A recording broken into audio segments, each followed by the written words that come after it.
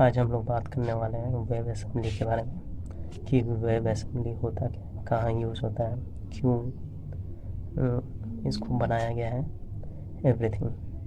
तो इसकी शुरुआत करते हैं जानने में कि बहुत अच्छे तरीके से, मतलब बहुत सिंपल तरीके से जानने में। तो वो समझ लेते हैं कि मुझे कोई हैवी एक्सटेंसिव काम करना है ऑन वेब पे काम करना है।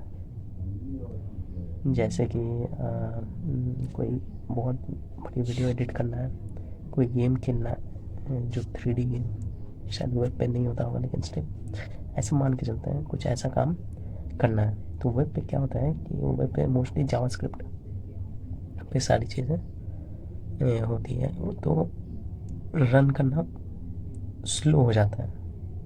लेकिन ये वेब असेंबली क्या करता है कि ये असल में बाइनरी फॉर्म रहता है। बाइनरी फॉर्म ये कंपाइलेशन करता है बाइनरी फॉर्म में, मतलब मैंने कुछ कोड लिखा तो बाइनरी फॉर्म में कंपाइल हो जाएगा rather than any other form.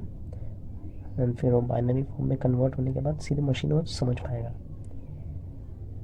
ऐसे नहीं कि जावास्क्रिप्ट का अलग कोड रन किया एंड देन फिर मल्टीपल, फिर उससे वो मशीन समझ रहा है ये करने का, मतलब कंपाइल करने का, टास्क करने का। ये सीधे बाइनरी वाले में तो स्पीड बढ़ जाता है।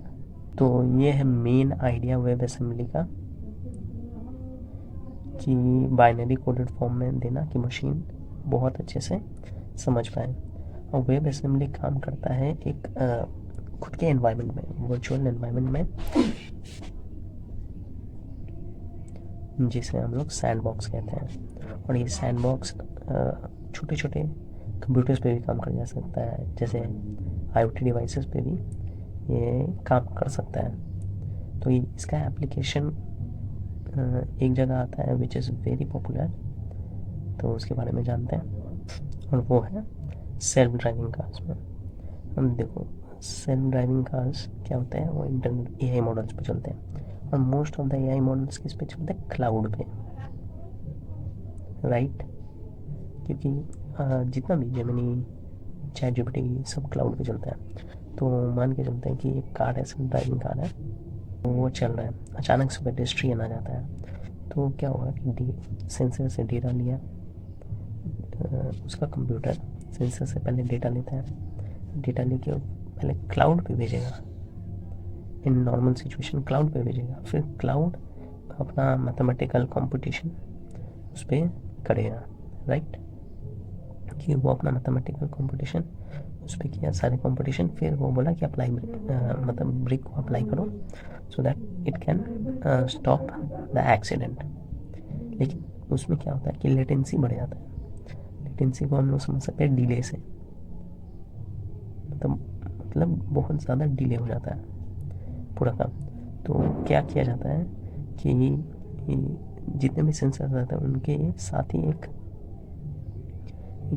ब्रेन ऑफ द कंप्यूटर तो मतलब brain of the self driving car रहते ही, उसमें वॉसम को रन किया जाता है। वॉसम क्या करता है कि फटफट वो इंस्टेंट डिसीजंस लेता है, मतलब AI मॉडल को इंस्टेंट डिसीजन लेने में हेल्प करता है। वो AI मॉडल इस पे काम, क्लाउड पे काम करने की जगह वो सैंडबॉक्स में काम करता है, जिसे हम लोग वेब असेंबली कहते हैं, और वॉसम भी बोल सकते हैं। Don't get into the pronunciation, WASM होता है स्पेलिंग में। तो वो उस पर काम करता है, जिससे कि वो बहुत जल्दी जल्दी डिसीजंस ले पाए। At the same time this awesome is also connected to the cloud. मतलब ऐसा समझ सकते हैं कि वॉसम कॉन्स्टिट्यूशन एंड कुछ लिखा हुआ है उसके अकॉर्डिंग काम करता है, और ये कॉन्स्टिट्यूशन हम लोग लिख सकते हैं। तो this is the main idea.